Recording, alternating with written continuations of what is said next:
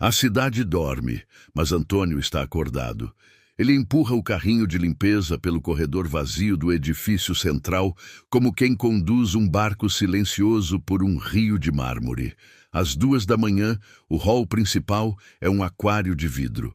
Reflexos de luz fria no piso, câmeras piscando no teto, o zumbido contínuo do ar-condicionado. Aqui, o tempo não passa. Ele escorre. Antônio conhece cada ruído deste lugar. O estalo do elevador no 3 antes de abrir, a vibração discreta da máquina de café do segundo andar, a porta que sempre emperra no 12º. Conhece também cada rosto, mesmo que a maioria dos rostos não o veja. Ele é o tipo de pessoa que o mundo atravessa sem notar. Camisa azul, calça de brim, luvas descartáveis, crachá com um nome que quase ninguém lê. No bolso, um pequeno caderno. Nele anota coisas simples, produtos que estão no fim, torneiras que pingam, luzes queimadas e sonhos discretos demais para caber na boca. Hoje, escreveu, lembrar de ligar para a escola do Gabriel. Gabriel é seu filho, 8 anos, sorriso com janela no dente da frente, curiosidade imensa. A professora disse que ele anda distraído. Antônio prometeu prestar mais atenção. Promessas, ele aprendeu, são como pisos. Precisam de manutenção diária. Enquanto varre, o rádio portátil sussurra uma música antiga. Ele cantarola baixinho para si. No 9º andar, as mesas cintilam ordenadas, telas apagadas, cadeiras alinhadas como soldados.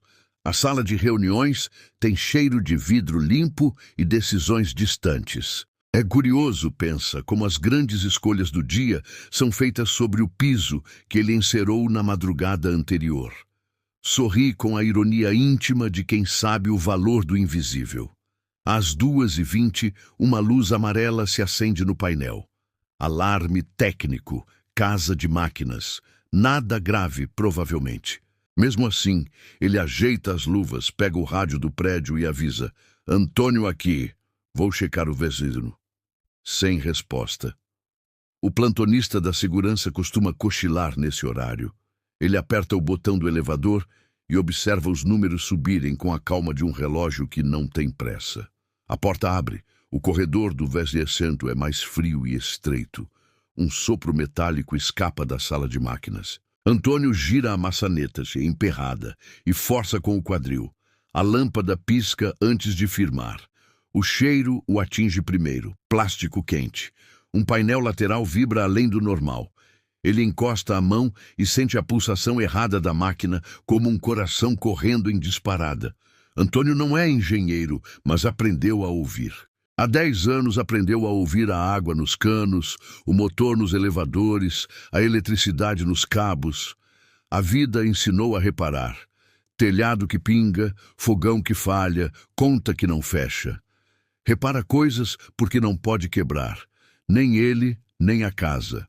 Aproxima-se do quadro e vê um cabo levemente chamuscado. O isolamento plástico derretido forma uma lágrima negra. Ele recua um passo, respira, pega o celular simples e abre a câmera. Fotografa. Depois se lembra do rádio. Sala de máquinas com aquecimento acima do normal. Possível curto. Sugiro desligar setor B por precaução. O rádio chia, dorme. Ele tenta de novo. Nada. Olha o relógio. 2h34. Se ignorar, isso pode piorar. Se mexer, pode ser arriscado. Um pensamento atravessa. Gabriel. Pensa no filho dormindo. No cheiro de shampoo infantil, na mochila com remendo no zíper. Pensa na professora dizendo distraído. E entende que distração é um luxo que ele não tem. Caminha até o disjuntor do setor B. Lê as etiquetas escritas às pressas por alguém que nunca imaginou que um Antônio precisaria de clareza. Aperta os dentes. Desliga. O silêncio muda de tom. A vibração perde a pressa. O ar parece mais denso, como se a sala tivesse prendido a respiração e, enfim, soltasse devagar. Ele espera 1 minuto, 2. O cheiro de plástico quente ainda paira, mas já não cresce. Registra tudo no caderno. Hora, setor, condição. Tira outra foto. Volta o disjuntor com cuidado, meio curso, observa. Estável, suspira. A noite volta ao ritmo de encerar e varrer. No corredor, uma janela dá vista à cidade vazia. Ele encosta a testa no vidro frio, lembra da entrevista de emprego, do "o salário é pouco, mas é fixo", da "gente precisa de quem não falhe". E ele não falha, não pode. Não quando a luz de casa depende dessa noite bem feita. O elevador o leva ao térreo. O relógio pisca 0307. A rotação do vigilante troca. "Tudo certo?" Pergunta, olhando por cima dele, como se a pergunta não fosse para ninguém. Tudo certo", responde Antônio sem ressentimento. Algumas perguntas são só protocolos. Ele aprendeu a não gastar alma com o que não retribui. Antes do fim do turno, ele desce ao subsolo para pegar mais sacos de lixo. O depósito é frio como um segredo. No caminho de volta, quando passa perto da central elétrica, um estalo seco, curto, risca o silêncio. Ele se volta, instintivo. Do painel, uma faísca azul salta e morre. Antônio corre, joelhos doendo, coração em punho. Abre a porta da sala técnica e o cheiro volta. Agora, um degrau mais alto. Ele abre o rádio pela terceira vez. Setor B de novo, curto intermitente. "Atenção!" O rádio, enfim, acorda. Recebido. Manter distância. Técnico só às 8. Antônio olha o relógio. Quase 4. De olho no cabo que chora plástico, ele entende o que ninguém mais vê. O problema não vai esperar às 8. Volta os passos, pega o extintor, testa o pino, veste os óculos de proteção da limpeza, serve, abre a janela mínima para ventilar e, com a calma de quem varre tempestades há anos, prepara-se para desligar toda a coluna antes que as faíscas se tornem fogo. É quando ouve, longe mas aqui, o elevador subindo sozinho. O painel aponta 20º, um andar acima da sala de máquinas, às 4 da manhã. Quem? Antônio segura o extintor com mais força. O elevador para. O corredor, lá em cima, acende sozinho. Um sensor? Ou alguém? O rádio chia, sem voz. No vidro da porta metálica, por um segundo, ele acha que vê um reflexo. Uma sombra passando rápido. Pode ser nada. Pode ser tudo. Ele fecha a mão sobre o disjuntor principal. Inspira. E pensa, se houver alguém naquele andar quando isso aqui falhar, o prédio vira armadilha. O dedo toca o botão vermelho e a madrugada prende a respiração. O botão vermelho pulsa diante dos olhos de Antônio como um farol proibido. Ele o segura meio caminho, mas não solta. O elevador parou no 20º. Se ele derrubar a coluna elétrica agora, trava portas, apaga luzes, corta ventilação. Se não derrubar, a faísca vira brasa, e brasa sabe crescer em silêncio. Agora, ele solta o disjuntor e corre. O extintor pesa no antebraço. O elevador do serviço é lento, então ele pega a escada. Os degraus são estreitos, de cimento frio. A cada lance, seu fôlego raspa o peito. No patamar do 18º, um zumbido grave atravessa a parede, como um animal preso rugindo baixo. No 19º, o cheiro de plástico aquecido volta a subir. Quando empurra a porta do 20º, o corredor o recebe com um estalo seco e a luz vacila, piscando 2 vezes antes de firmar. "Tem alguém aí?" A voz sai mais alta do que ele gostaria. Silêncio. Depois, um arrastar tímido de cadeira. Na sala de convivência, um notebook aberto projeta uma tela azul no rosto de alguém. Uma jovem. Rabo de cavalo, moletom, engraxá pendurado. Estagiária B. Silveira. O susto dela é imediato. "Meu Deus, você me matou do coração!" Larga uma caneta. "Quem é você?" "Manutenção noturna. Preciso que a senhorita saia do andar agora. Eu só vim terminar uma apresentação." O segurança deixou. Falta pouca coisa. Ele aponta o extintor como quem aponta uma verdade. Falta pouca coisa para isso virar fumaça. A central do setor B está aquecendo. Não é opcional. É evacuação. Ela hesita. A tela mostra slides com gráficos coloridos, prazos, metas. É estranho como, de madrugada, as prioridades trocam de roupa, mas não mudam de rosto. 5 minutos, 5 passos até a escada. Vamos, uma lâmpada fluorescente estoura no teto lá no fundo. O estalo corta o ar e uma linha de fumaça fina desenha o percurso do fio. A estagiária empalidece. Recolhe o notebook num movimento brusco. Tá. Desculpa. Eles seguem pelo corredor. Ao passar diante da sala de máquinas do andar, Antônio encosta a mão na porta metálica. Está morna. Atrás dela, o ronco é irregular, como respiração de quem correu demais. Passa, vai direto para a escada. Eu fecho aqui e encontro você no 17º. Se a luz cair, continua descendo. Não para. Você não vem? Vou tentar aliviar a carga antes de cortar tudo. Vai. Ela o olha por um segundo. Olhos de quem aprendeu cedo a duvidar, mas agora escolhe confiar. Some pela escada. Antônio abre a sala técnica. A lâmpada gira no soquete como um olho cansado. O painel lateral tem mancha nova, mais escura.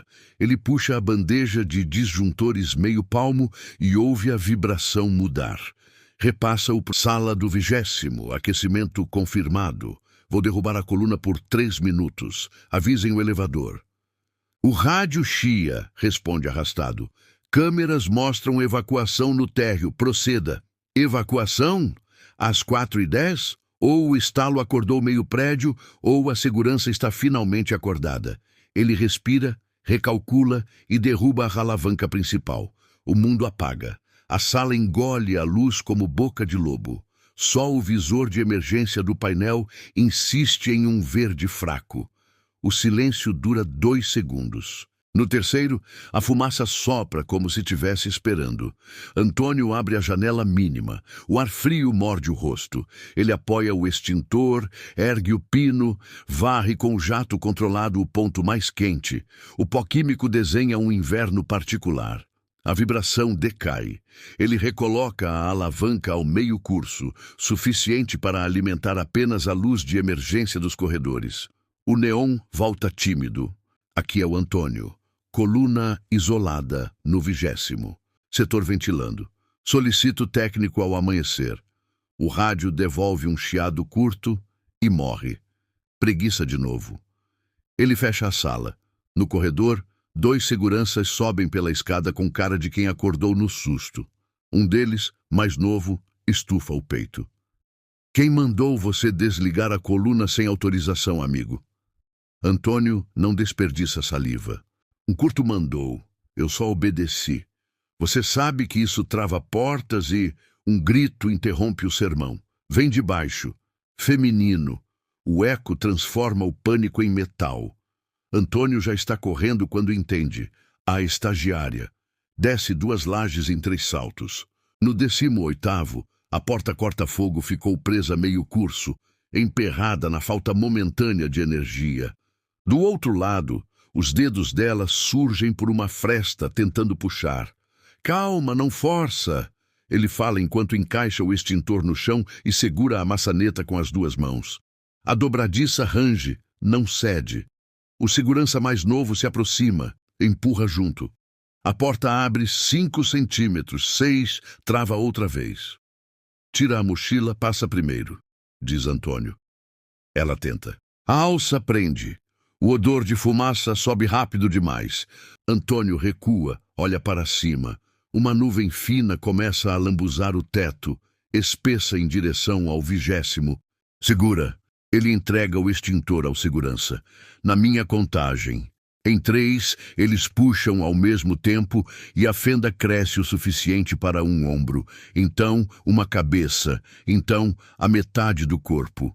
Antônio enfia o braço por trás da nuca dela e a puxa como quem puxa a própria chance.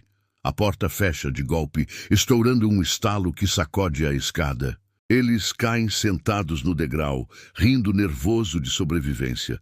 O segurança mais velho, finalmente, fala no rádio pedindo apoio na escada 2. Você está bem? Antônio pergunta. Tô. Ela toca o pescoço, o olho marejado. Desculpa, eu devia ter ido direto. Aprendizado barato. Ele sorri sem graça. Barato é quando ainda dá tempo. Eles começam a descer. No 16º, uma fila se forma. O alarme de evacuação enfim canta uma melodia insistente. O alarme de evacuação enfim canta uma melodia insistente. Pessoas bocejando, chinelos, casacos no pijama. No 14º, a fumaça já não acompanha. Absurdo, como se o fogo tivesse marcado reunião sem avisar. A estagiária segura o corrimão com força, olha para Antônio como se ele fosse um porto. No 14º, a fumaça já não acompanha. Boa notícia. No 12º, um gerente de terno os intercepta, dedo em riste. Você é da limpeza, não é? Ele não espera a resposta. Quem autorizou desligar a energia do andar executivo? Nós temos servidores sensíveis, relatórios, prazos. Antônio não muda o tom. Quem autorizou ligar fogo? Aponta o teto. O senhor desce, depois reclama. O gerente inspira indignação, mas a multidão o empurra para baixo. Quando chegam ao térreo, o hall parece um acampamento apressado. Cobertores de emergência, cones, gente filmando com o celular. A estagiária se encosta na coluna, tentando prender o choro. Antônio vai até a portaria.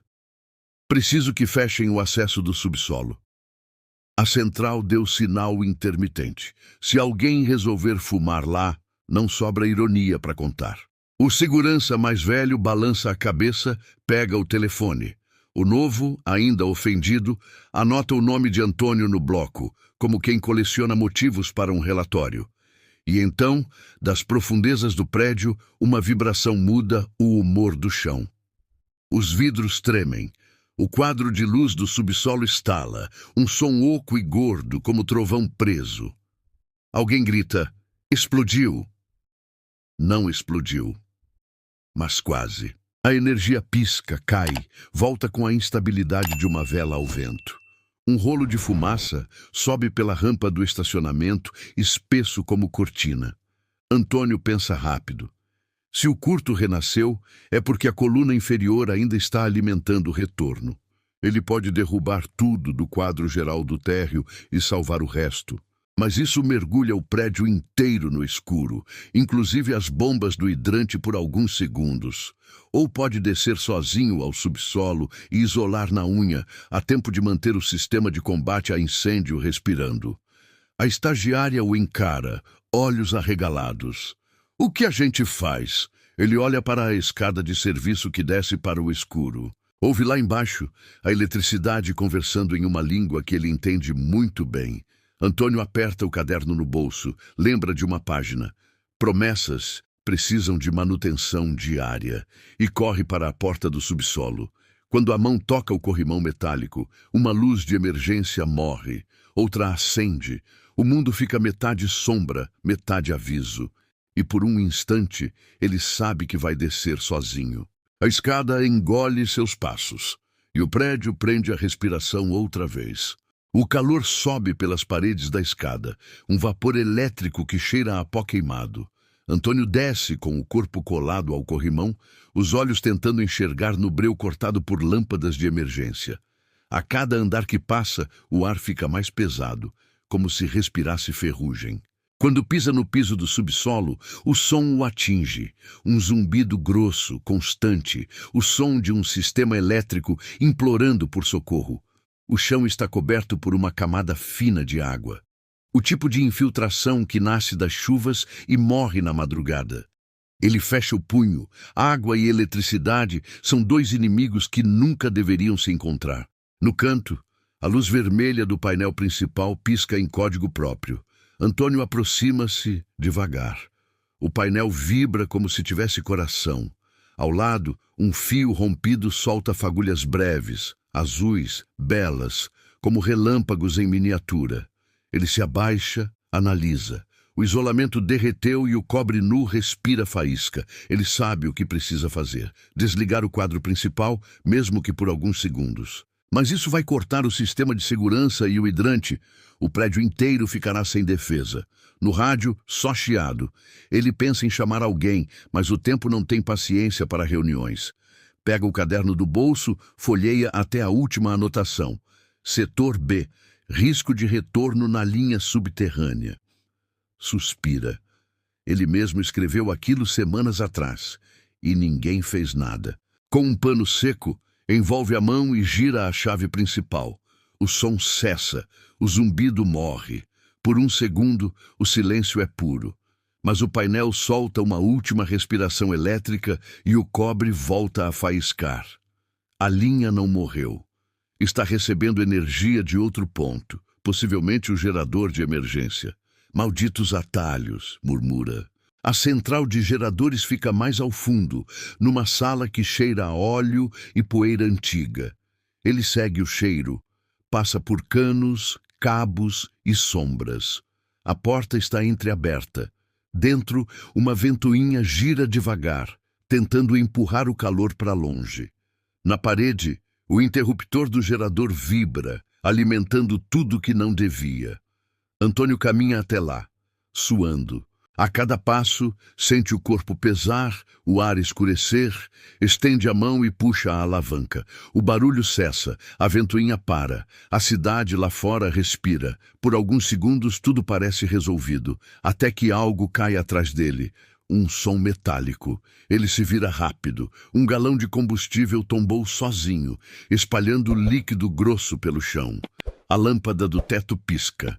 O instinto grita: "Sai daí!" Ele corre. O líquido se espalha.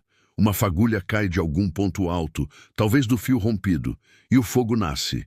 Pequeno, traiçoeiro, azul. Em segundos, se transforma numa língua viva rastejando pelo chão. Antônio puxa o extintor, quebra o lacre, aciona. O pó branco cobre parte das chamas, mas o vento do próprio jato levanta faíscas que saltam para o corredor. O fogo se multiplica como se tivesse aprendido a correr. Ele recua, cobre o rosto, o rádio vibra, chiando. "Antônio, responde!" O sensor do subsolo disparou. "Incêndio!" Ele tosse. "Setor de geradores, isolando." Corre até o painel de emergência, tenta acionar o sistema de sprinklers. O botão está travado, empurra com o punho fechado, a válvula range, hesita e finalmente o som da água invade o teto. Chuva artificial. Alívio. Mas o alívio dura pouco. A luz apaga. A bomba hidráulica perde força. A água se transforma em goteira. O fogo se ergue outra vez, mais alto, mais perto. Antônio procura saída. O corredor está tomado pela fumaça. Vê a escada, mas o caminho até ela parece distante demais. Agacha-se, prende a camisa no rosto e começa a engatinhar. A fumaça arde, o ar corta. Ele pensa em Gabriel. No desenho que o filho fez dele na escola. "Meu pai é um herói que limpa o mundo." "Heróis não morrem na fumaça", murmura. "Ainda não." Um estalo forte atrás. O teto range. Um painel cai, acertando o chão a centímetros do seu braço. Ele rola para o lado, protegido pelo reflexo da sobrevivência. A visão escurece nas bordas, força os olhos. No canto, uma luz piscando. A porta de emergência. Ele se levanta meio tonto e corre. O ar quente corta os pulmões. Empurra a porta, mas ela resiste. Trava a hidráulica. Força com o ombro, com o joelho, com tudo. O trinco cede, a porta abre. Ele despenca para o corredor técnico, ar fresco, chão frio. O rádio chiando de novo. "Antônio, onde você está?" Ele respira fundo e responde. "No corredor lateral. Fogo contido, mas o painel principal foi para o inferno. Fica aí, o corpo de bombeiros já vem." Ele olha em volta. A fumaça ainda escapa pela fresta da porta, subindo em espirais como lembranças ruins. A sirene toca lá fora. Pela primeira vez naquela madrugada, Antônio se permite sentar. Pega o caderno do bolso, as páginas estão úmidas, manchadas de cinza. Na última linha legível, ele escreve com a caneta falhando. "Quando a gente apaga o fogo dos outros, ninguém percebe a fumaça que a gente respira." E então encosta a cabeça na parede fria, ouvindo o som distante das sirenes se aproximando. Um som que, por ironia, traz paz. O sol nasce como se nada tivesse acontecido, lavando a cidade com sua luz impessoal. No prédio, o cheiro de fumaça ainda se mistura ao perfume artificial do desinfetante. O subsolo continua interditado. Faixas amarelas e o zumbido de secadores industriais tentam apagar o que a madrugada escreveu. Antônio está sentado no ambulatório, o braço enfaixado por causa de uma queimadura leve. Um bombeiro lhe entrega uma garrafa de água. Você teve sorte. Se o fogo chegasse aos cabos principais, nem o extintor ia dar conta. Antônio agradece com um aceno tímido. Sorte não, ele pensa, instinto. Do lado de fora, o movimento começa. Engenheiros, chefes de segurança, diretores, todos surgem com suas pranchetas e seus relógios caros. É como se o prédio tivesse acordado de um pesadelo e precisasse urgentemente encontrar um culpado para se sentir seguro. No meio do corredor, o gerente de terno da noite anterior surge apontando. É ele, foi ele quem desligou o sistema inteiro, causou pane, prejudicou os servidores. Diz com a segurança de quem nunca desceu um degrau no escuro. Antônio respira fundo. Eu desliguei porque o curto ia se espalhar. O painel já estava derretendo. Você é técnico de segurança elétrica? O homem retruca, o olhar venenoso. Não. Então ultrapassou suas funções. Um bombeiro intervém irritado. Se não fosse por ele, vocês estavam fritando torrada com o prédio. O gerente se cala por um segundo, depois recua com desdém.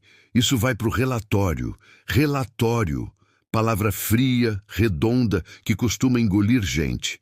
Antônio pega o caderno do bolso. A capa chamuscada, as anotações borradas, mas as provas estão ali. Fotos, horários, medidas. Mostra para o bombeiro. Tudo anotado. Guarda isso, diz o bombeiro. Às vezes, papel simples vale mais que crachá dourado. Horas depois, uma reunião improvisada acontece na sala de conferências. O ar-condicionado tenta disfarçar o clima quente.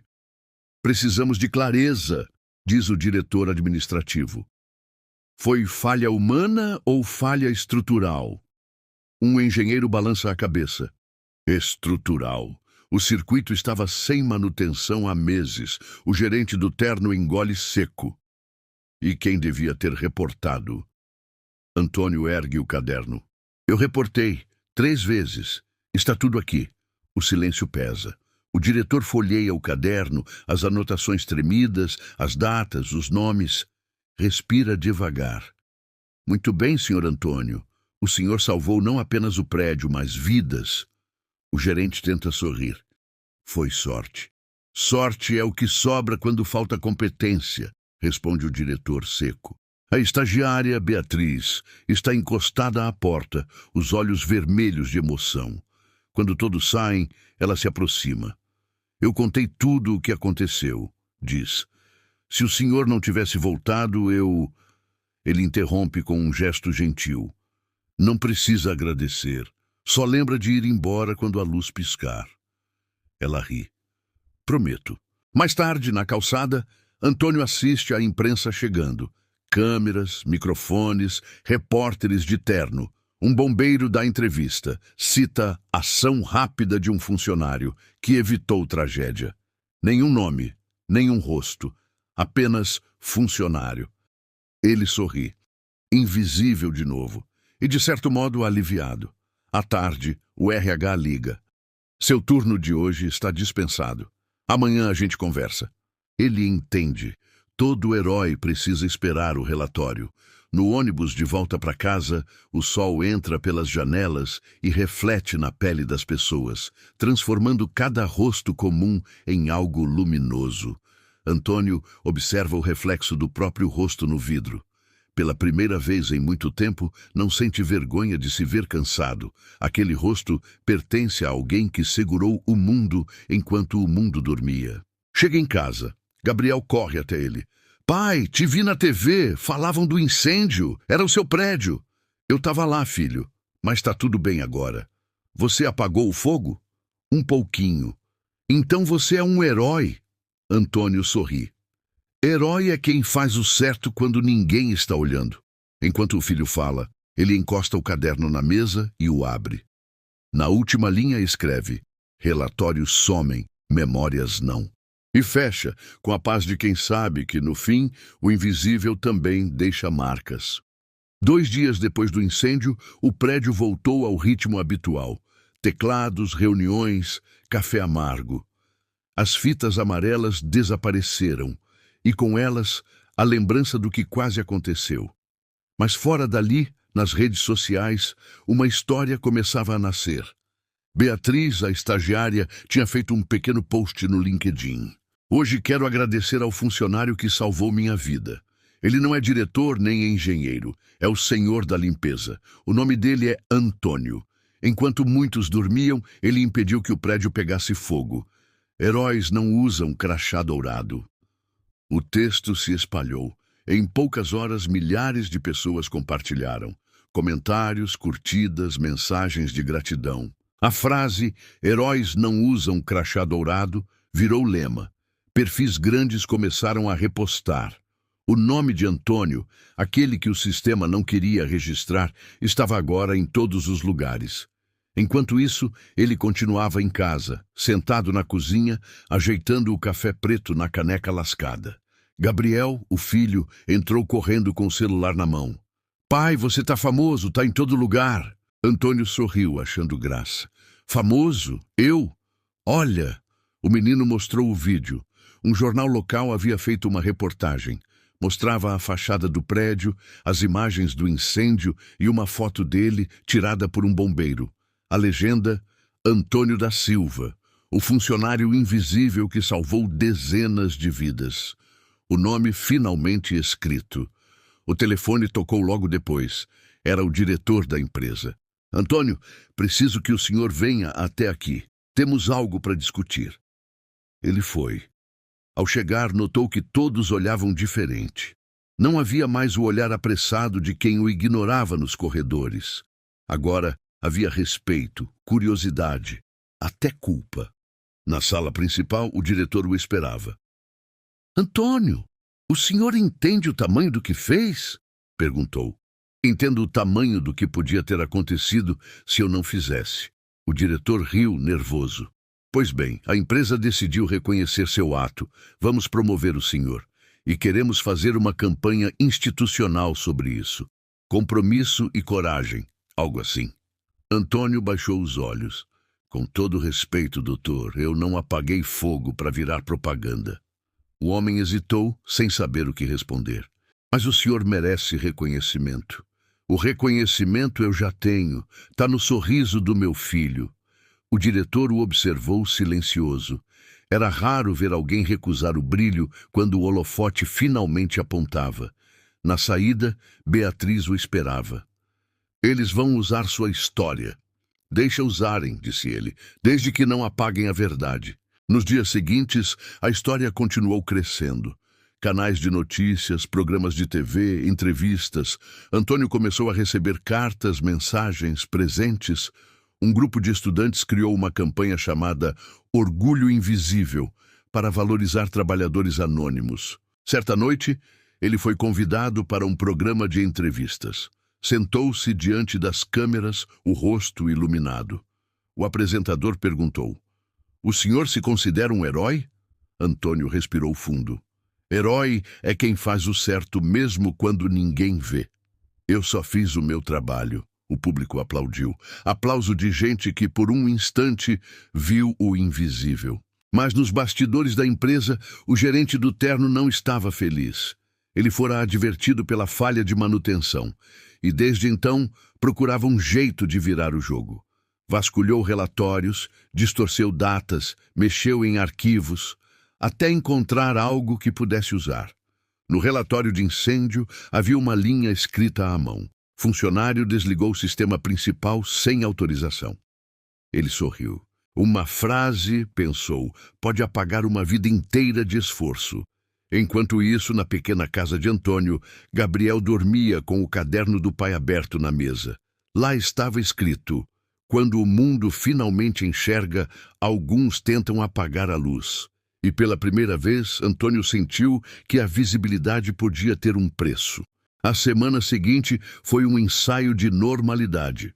O prédio voltou a funcionar, os elevadores voltaram a cantar seus ding metálicos e os corredores cheiravam novamente a café e pressa. Mas por trás das portas fechadas, uma sombra ganhava forma. E o nome dela era relatório. Na sala da diretoria, o gerente de terno folheava páginas com calma venenosa. Marcava linhas com caneta vermelha, colava post-its, alterava datas. Cada vírgula trocada era uma armadilha. Ele sorria ao reescrever. Funcionário desligou o sistema principal sem autorização, comprometendo segurança e estrutura elétrica. Com uma frase, ele transformava um herói em um problema. Enquanto isso, Antônio voltava à sua rotina noturna. Varreu os mesmos corredores, limpou as mesmas mesas, ouviu os mesmos passos apressados que não o cumprimentavam. Mas algo estava diferente. As pessoas agora o olhavam com respeito e até com um certo carinho. O invisível tinha virado símbolo. Beatriz o encontrou na copa. Senhor Antônio, ouvi uns comentários estranhos.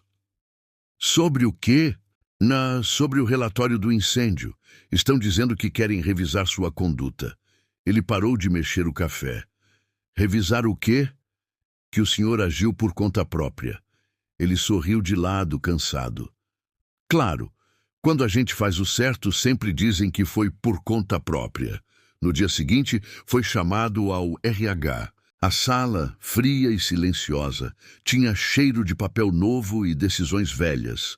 A gerente olhou os papéis e disse: Senhor Antônio, a empresa está revendo os procedimentos de emergência. O relatório aponta que o senhor agiu sem autorização, o que agravou danos elétricos. Agravou? Ele quase riu. Se eu não desligasse, não sobrava prédio para relatório. Entendo, ela respondeu sem emoção.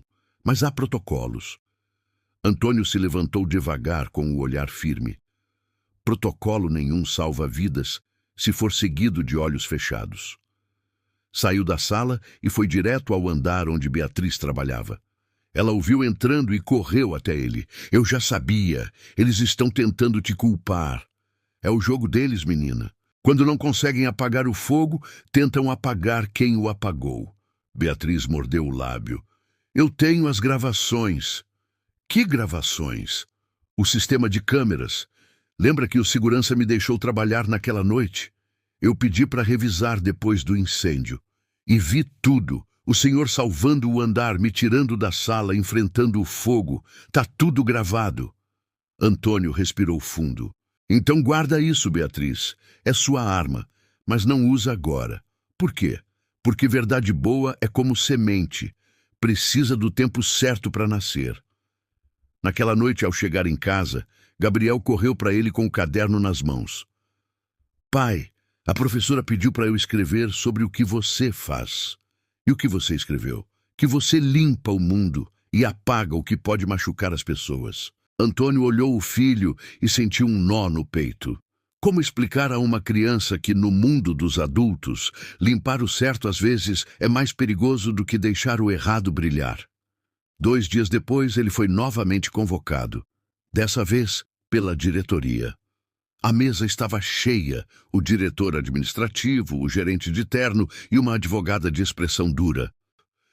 Senhor Antônio, começou o diretor, recebemos uma denúncia formal.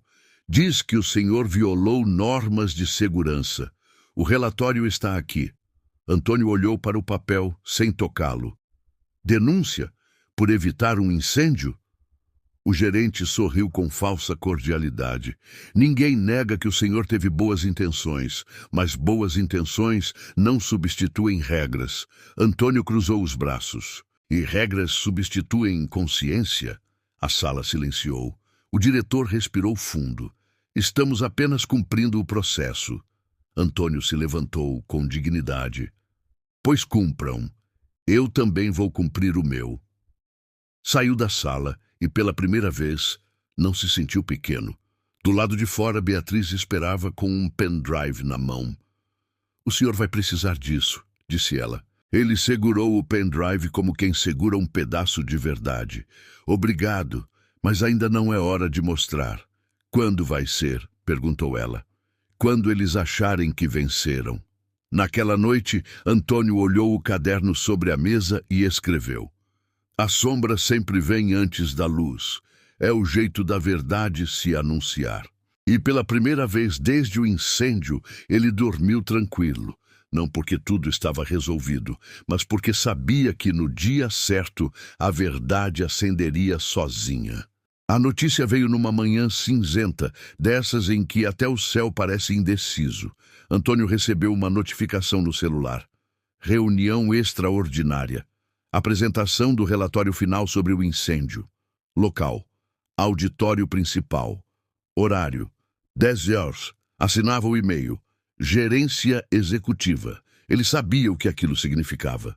O jogo chegara ao tabuleiro final. O relatório seria apresentado a toda a diretoria e provavelmente usariam aquelas páginas manipuladas para jogá-lo na sombra de novo. Mas dessa vez ele não iria sozinho. Beatriz o esperava na portaria. Rosto firme, mas os olhos denunciavam o nervosismo. O senhor tem certeza disso, seu Antônio? Tenho. Ele olhou para o relógio. A verdade não se defende sozinha. No bolso, o pendrive. Aquele pequeno pedaço de metal agora valia mais que qualquer diploma pendurado nas paredes de vidro do 15º andar. O auditório. As cadeiras estavam quase todas ocupadas. Homens de terno, mulheres com pranchetas, câmeras internas ligadas. Na primeira fileira, o diretor administrativo e ao lado o gerente. O mesmo sorriso gelado de sempre. O diretor iniciou a reunião com voz protocolar. Senhores, estamos aqui para encerrar o processo sobre o incidente da madrugada do dia 12. O relatório final indica que houve falha de procedimento. A frase caiu no ar como uma sentença. O gerente se levantou, fingindo humildade. Gostaria de ler o trecho principal, disse ajustando os óculos. O colaborador Antônio da Silva desligou o sistema principal sem autorização, agravando a falha elétrica que resultou em danos ao equipamento de suporte. Um murmúrio percorreu a sala. Alguns olharam para Antônio com pena, outros com curiosidade. Ele permaneceu de pé, sereno. O senhor deseja comentar algo? Perguntou o diretor, tentando parecer justo. Antônio tirou o caderno do bolso.